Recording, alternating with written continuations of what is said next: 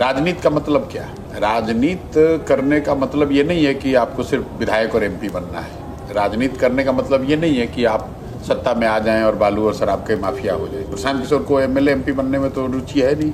मुझे अपने जीवन यापन के लिए बालू और शराब का काम करने की जरूरत नहीं है। मुझे पैसे कमाने के लिए यहाँ पर गलत धंधे नहीं करने हैं। मैं क्यों आया हूँ राजनीति में? मैं चुनाव लड़ने नहीं आया हूँ। मैं इसलिए आया हूँ कि बिहार में जिन पर जुल्म हो रहा है, जिनकी आवाज दबाई जा रही है, जिनके साथ अन्याय हो रहा है, उनके साथ अगर मैं खड़ा नहीं हूं तो फिर क्यों राजनीति में मैं हूं? मेरे कोई पिताजी की लेगेसी नहीं है जो कि मुझे चलानी ही है। मेरी कोई मजबूरी नहीं है कि मुझे राजनीति करनी है।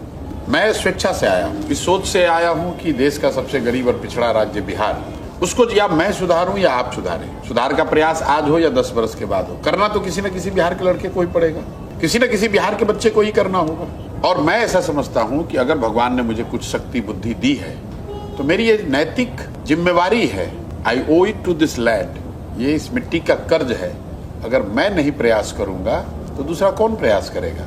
इसलिए आकर प्रयास कर रहे हैं। सफलता मिले न मिले क्या हो, मैं कोई छात्रों के मुद्दे पर थोड़ी ना बिहार में आया हूं। मैं तो 2.5 बरस से 5000 से ज्यादा गाँव में गया हूँ, पैदल गया हूँ, गाँव में रहा हूँ, देखा हूँ, लोगों से बात करी है, घर घर गया हूं। हम तो आंदोलनों में जाते ही नहीं। पिछले 3 बरस में 87 से ज्यादा यहाँ आंदोलन हुए हैं जिस पर सरकार की बर्बरता, उनकी लाठीचार्ज हुआ है।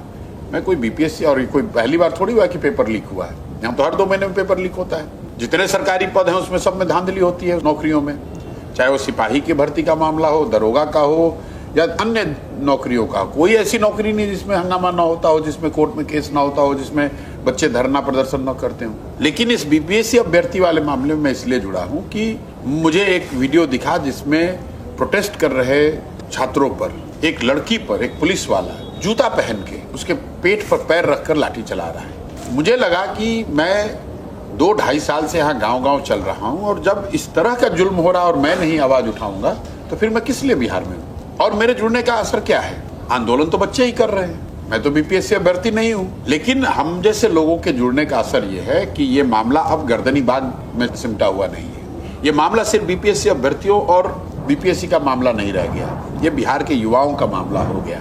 बिहार का हर युवा ये समझ रहा है कि उनके साथ अन्याय हो रहा है, सरकार गलती कर रही है। बिहार की हर महिला समझ रही है कि उनके बच्चों को, उनके बेटे को, उनके भाई को किस बर्बरता से पुलिस ने मारा है। तो अब ये मुद्दा सिर्फ बीपीएससी अभ्यर्थी का मुद्दा नहीं है, ये प्रशांत किशोर जैसे लोगों के जुड़ने का असर है कि आज न्यायालय में गंभीरता से इस मामले पर सुनवाई हो रही है, सरकार को जवाब देने के लिए बाध्य किया गया है। हम जैसे लोगों के जुड़ने का ये असर है कि राहुल गांधी आकर गर्दनी बाग में बैठे हैं। आज तक कभी ऐसा हुआ है? गवर्नर चीफ मिनिस्टर को बाईपास करके बच्चों से मिले हैं। चिराग पासवान जो केंद्र सरकार में मंत्री हैं वो कैमरे पर कह रहे हैं कि बीपीएससी में अनियमितता हुई है, री एग्जाम होना चाहिए।